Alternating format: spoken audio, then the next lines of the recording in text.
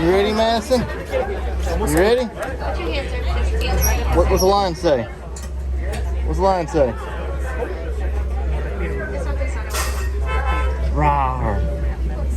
When everyone meets. Let's go. Welcome everyone to the video, and I will be trying right here today. There are a few rules before we step aside the reserve. Make sure that your hands, arms, legs, and feet remain in the vehicle and remain seated at all times. Especially when we're stopped. Let's stand up, please. If you have any small children with you, make sure that they are on your lap and right next to you the whole entire safari ride. Do not lift them up. If you look above your heads, there is an animal spotting guide to help you identify any animals that we may see here today. Now, we may not see all of them, but I believe we have really good luck. There's a lot of new additions here on the reserve, which means a lot of baby animals that we might be able to see. I'm hoping to see every single one of them. I think all of them but one are out, so we'll probably have a very good chance at seeing all of them.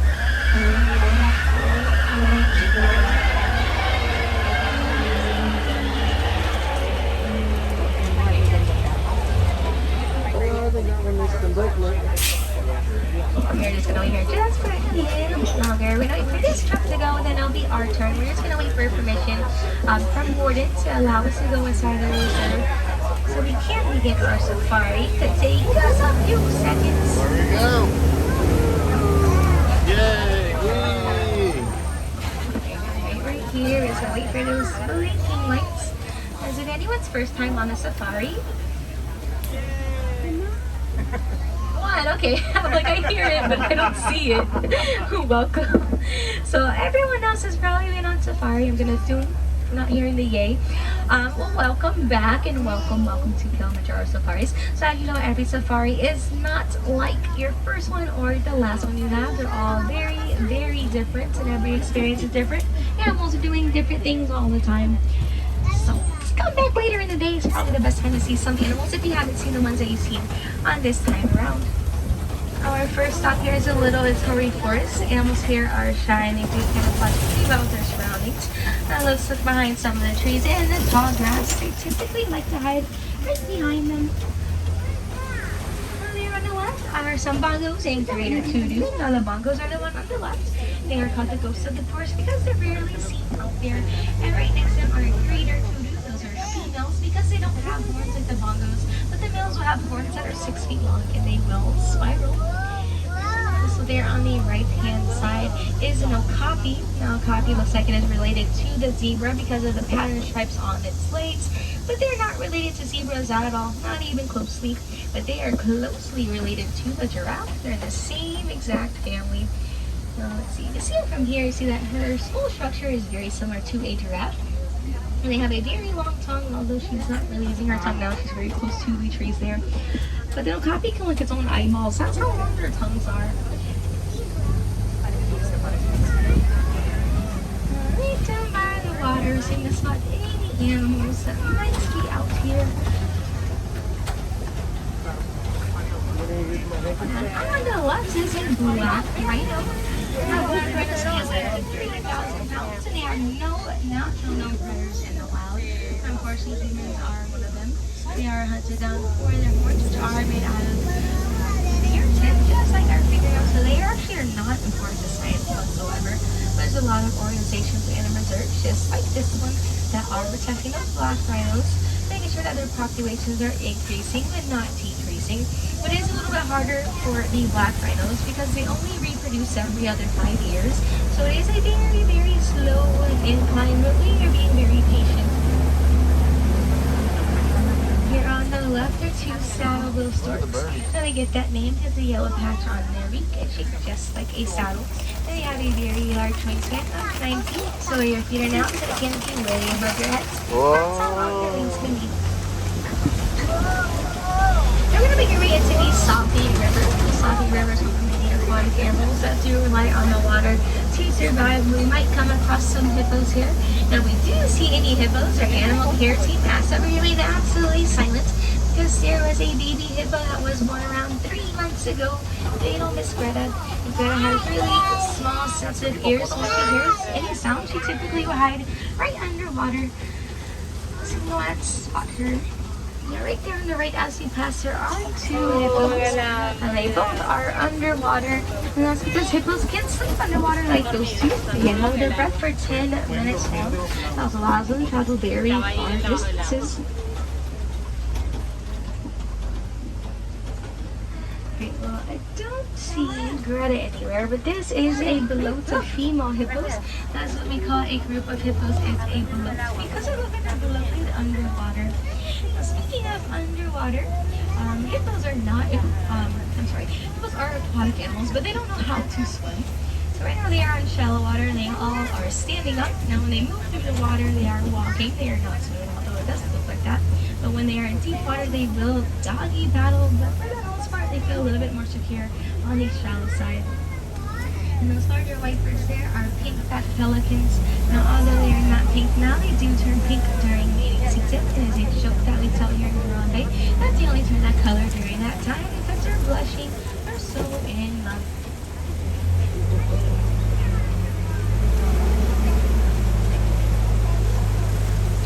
Now we are gonna go over the side.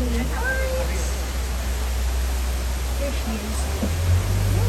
So she's swimming around. She might be a little harsh here, but she is. Just make sure you are sitting, please. Do not stand up. You probably see Greta swimming around. You see her. Okay. So we are gonna go really over the water around the bridge here, which is slowly. Wow, look at that crocodile. See the Sally's crocodiles are in water on land. It's how they can pull themselves down. They can also come out very, very wide of the air strictly through their bodies. What's really cool about reptiles that they'll combine those nostrils. For the Nile crocodile, they'll be half on water, half on land. Have their mouths open. Whatever works best for them. Now we're on our way into the west savannah. It doesn't rain here a lot, but it rains enough that it can maintain vegetation. That's why you see a lot of trees and different plants all around you. Now these plants are accustomed to not getting a lot of rain water, so when it does rain, we store all of that water in the root for a hot, dry day. Whereas the baobab trees will store thousands of gallons of water in the shop, which a lot of animals do rely on. Now it has a nickname, which is the upside down trees, because its branches look just like roots. But that's only because of the 9 months out of the year. Now, a lot of animals do rely on this baobab tree for water because there aren't a lot of water sources to be found. It is so hot and the ground is so dry that if there was a water source, it would dry up in less than a week, sometimes in a day or two. So many animals migrate for thousands of miles in the very large herds, packs, or groups to find a water source. There are some giraffes over there. We might be able to find a larger tower of them, and that is what we call a herd of giraffes. Is a tower because they all are so tall. They will tower like every single one of the animals on the savannah. I believe I see the babies up ahead. We're gonna make our way over there in just a quick second.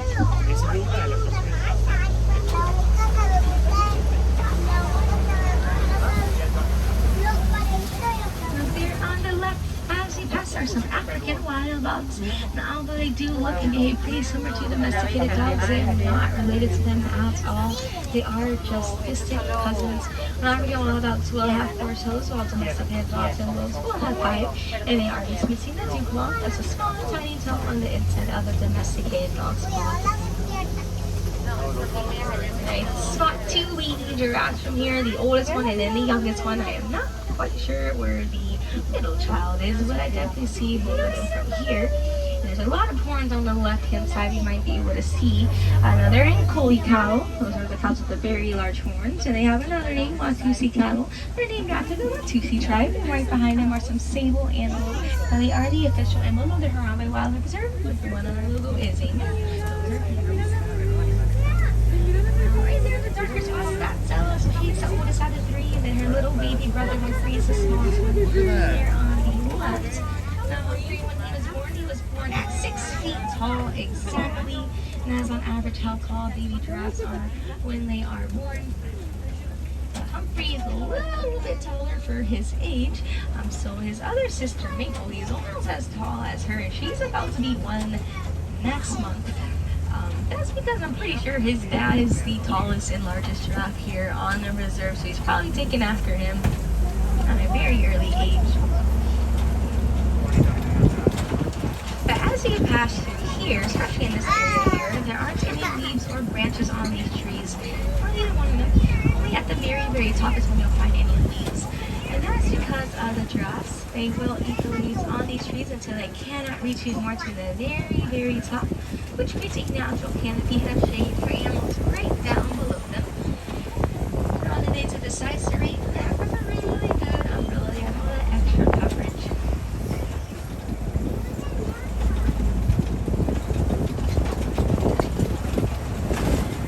You're going to come up to that tail over there to the right. There are some white-bearded wildebeest and some springbok.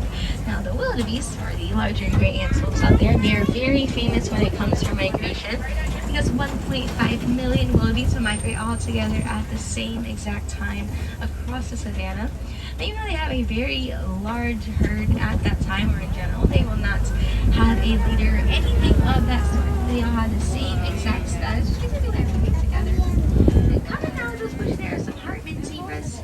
Now, Hartman zebras are the only zebras that don't have any strips going underneath their stomachs, so they do step at the ribcage or a little bit before or after them, and their patterns are true to that individual zebra. No other zebra in the world will have identical pattern stripes to one another. Now, right by those wildebeest, kind of by that tree, are some springbok. Now, springbok get their name because they'll spring 6 feet in the air and 13 feet forward. It actually makes them one of the top 10 fastest animals in the world because they are so small. They can achieve those high heights and super fast speeds.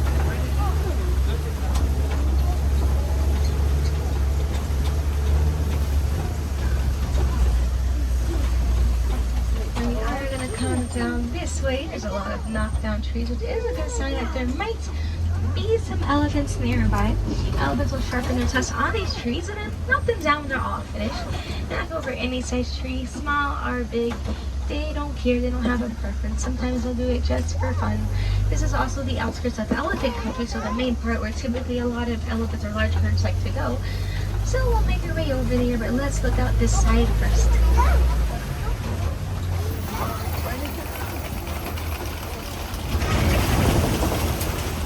There's an elephant here on the right-hand side. Now, this is a younger male elephant because he's very large but very slow at the same time compared to an adult male elephant. And he's also by himself, which is very common for male elephants. They'll be by themselves or in loose batch with the other males, but they will not be close together. We're also going to pass by some mandrills here. Now, mandrills are the largest monkey in the world. The one on top of there is a male, and there's a lot of females hanging out down here. That's I think that's a male right there. You can tell the difference between a male and a female mandrill just by their sizes. Males will be a lot larger, females a lot smaller, and also the patterns on their noses. So the males will have a very bright blue and red patterns on their noses and a little bit of their cheekbones, whereas the females will have a really little tiny strip of blue and red. It's very pastel color. Now we are going to head up over this bridge to the main part of elephant country. Hopefully we get to see some more elephants, but I hope it is a female herd. Female herds tend to be a lot larger with other females, and they're young, so we're going to see some young elephants. Now, if you can see elephants like that, it's actually not common out in the wild. Elephants are losing their lives and their homes due to poaching and habitat loss. So they are poached or hunted down for their tusks, which are made out of ivory. That's the only place in the world where you can get ivory. It's from an elephant. And where they live, there is a mineral called coltan, which is only found in mine where these elephants live, which destroys their lungs when it is mined for. They can be electronic devices, no matter how old or new they are. So the coltan in your old device can be used for a new device or something even better, like vehicles, appliances, anything containing metal. Coltan will be very far away once it's recycled for. There looks to be some elephants there on the left, and there is a young elephant with her mom. Now she is the oldest out of the two currently on the reserve. That is Luna, and she has a little sister, Stella. I'm going to go out and find Stella from here. I think I can probably see. Dear Stella, oh, over there. Let's go get the battery. Now Stella's gonna be a lot smaller than which was her baby sister. And we're not gonna call elephants like that babies because technically they are not babies, especially for Stella. She's about to be 5 in December. So we're gonna call her a juvenile or a kindergartner because her age is that of a kindergarten. We all start school the age of 5, and there she is. That's actually her mom. That's her on over there. Very precise. And now what Stella is doing most likely, she is probably eating some breakfast with her mom and learning at the same time. So when elephants are born, they don't know how to use their trunk for any elephant-like activity. They have to be taught that. So she will be taught, or she'll watch, and she's a little older. She can't actually watch her sister or her mom or her aunts in their herd to see how to use your trunk correctly, how to pick up food, how to splash yourselves correctly, or how to even drink water, anything like that. And if you look at the shape of her ears, you'll see that they are shaped like the continent of Africa. So these are African elephants. Asian elephants have smaller and rounder ears with a flat bottom to them. Sometimes they will have a pointed, but it'll be a very sharp or long point. And plus their ears are not as smooth around the edges per se as the African elephants. Kind of have a chunk of ear that's like a triangle that's missing, so it's not as smooth as those elephants there.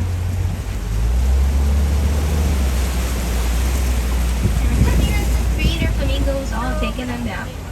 The greater flamingos are the only flamingos that are up to 5 feet tall, and the only flamingos that are the exact color of pink, which they get from eating shrimp.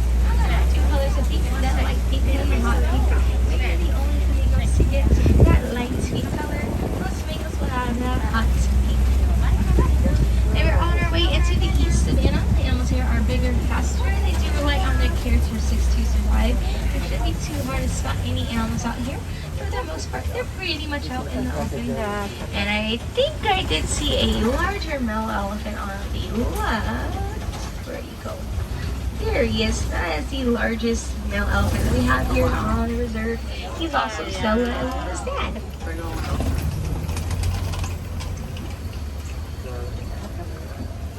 We're going to come around these mud walls here, which is very common for white rhinos to be by. I think they already left. Those mud walls look pretty fresh, especially the one over there. There are some Rhino Tracks. You know, white rhinos will roll around in that mud to help cool themselves down on hot days because they have thick skin. They cannot sweat as easily, but by rolling around in that mud, they'll cool themselves down. They also have a light gray skin color, so they are prone to getting sunburnt. But when they roll around in that mud, excess sunblock, especially when it's hot out, that mud will dry up and cake up on their skin. And that is another layer of protection. Let's see this spot. Any rhinos out here? I don't think they were probably on the move because you know their little footprints going this way. Now on the left are some cheetahs. There is 2 females are walking around. The cheetahs are a rare breed of big cat. They're the only big cat out there that are not nocturnal, which means don't do anything at night besides rest up. So they will do their hunting in the daytime. That's because they feel like there's less competition from bigger cats out there. They will do their hunting at night for the rest of the day. Cheetahs will just flip their schedules. You can see those females too well. They're kind of close to the over here. The cheetahs are the fastest land ever. They can reach up to 60 to 75 miles per hour in under 3 seconds. And so you pass, there are some female waterbuck. Now, as their name implies, waterbuck are always near water. And in fact, if you look at their coats, they're really shaggy and oily looking. That's because the waterbuck will produce an oil on their coats to make them 100% waterproof because they are deep divers. They will swim very deep inside water to escape from predators. And we are coming up to a copy here. It's a large formation rocks on here on the savannah. And bigger predators like the lion will make it their home because it is so high up. They can overlook the whole entire savannah for any prey or predators that might be nearby. So let's scope out this copy, see if we can find any lions. Uh-oh. Oh, no. Oh, no. Rawr.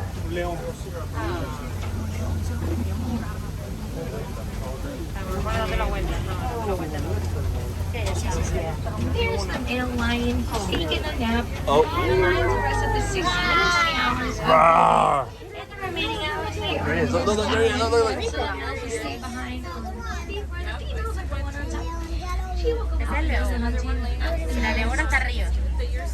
There is a white rhino over there. We might be able to find their crash if we're not ongoing instead of here. So far, let me just have a look.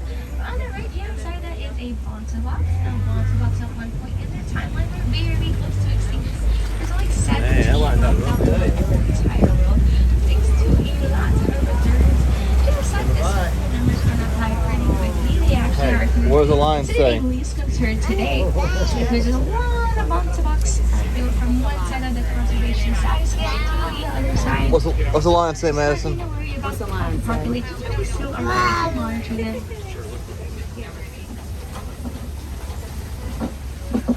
Now it looks like there is an ostrich right in front. There are 3 females. These are females because they have gray feathers. Males will have dark black feathers. Now an ostrich is the largest and heaviest bird in the world. The females can weigh up to 200 pounds. The males can weigh up to 280 pounds. Oh no! See, I think she's gonna cross. No! Now, since they are the largest bird, that means that they can't fly. They are flightless, but they can run pretty fast, and that is 40 miles an hour. No! Look at that! Say bye-bye!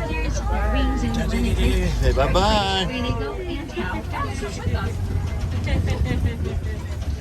Now there on the right hand side is a nest of ostrich eggs. We can see that any of these females out here, they are not really attentive to their eggs or their nests in general. So where are you going? Very common for a female ostrich.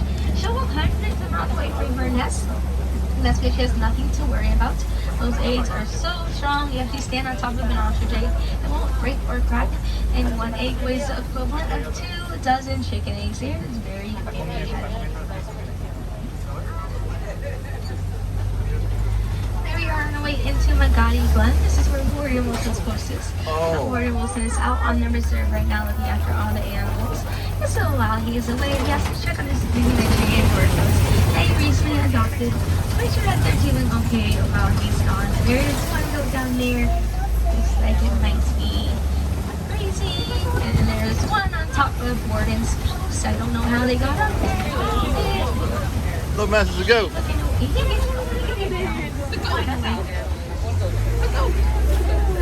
They are spawning a really big impact here in our Roundbay village and for other weeks around the world.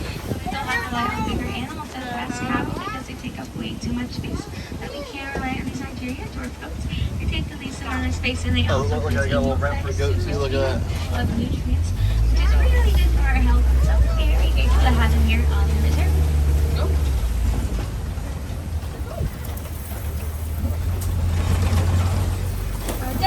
Know that his Nigerian dwarf goats are doing okay, so we're on our way back to Harambe village, which means that our safari is coming to an end.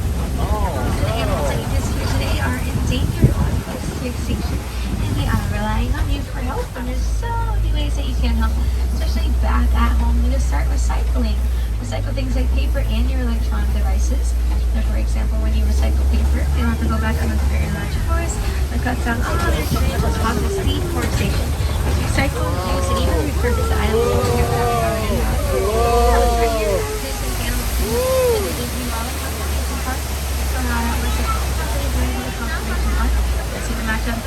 $1 the any amount, the dollar, your leftover change, anything greater, your new seed will match it up 100%. And go out there and donate at any food or merch recipe anywhere you go on the Animal Kingdom property.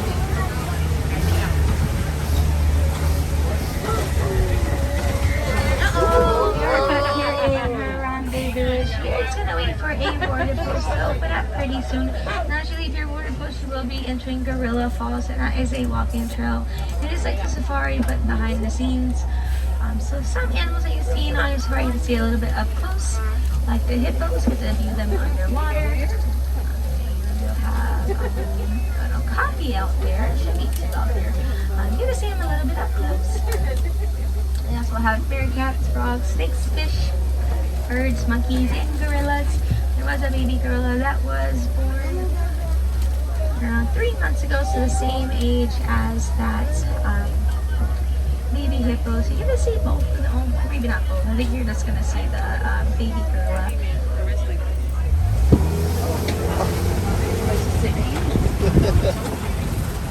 Oh no.